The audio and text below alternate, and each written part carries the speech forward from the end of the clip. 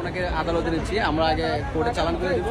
Hello বন্ধুরা, কেমন আছেন সবাই? আজকে আপনাদের সামনে এমন একটি খবর নিয়ে হাজির হয়েছি যা এখন পুরো সোশ্যাল মিডিয়া তোলপাড়। অনেকেই বলেছে জনপ্রিয় ইউটিউবার রাকিব হোসেনকে চট্টগ্রাম এয়ারপোর্ট থেকে ডিবি পুলিশ গ্রেফতার করেছে। তাহলে কি সত্যি রাকিব এখন জেলে, নাকি সবটাই গসিপ? যারা রাকিব হোসেন সত্যিকার ফ্যান রয়েছেন তারা ভিডিওতে একটি লাইক দিয়ে আর চ্যানেলে নতুন হয়ে থাকলে সাবস্ক্রাইব করে আমাদের পাশেই থাকুন। তো চলুন একদম শুরু থেকে পুরো ঘটনাটা জেনে নিই। আপনারা জানেন কিছুদিন আগে রাকিব হোসেন চায়নাতে ঘুরতে গিয়েছিলেন। গাইস, দীর্ঘ 4.5 ঘন্টা জার্নি কমপ্লিট করে আমরা চলে আসছি চায়নাতে।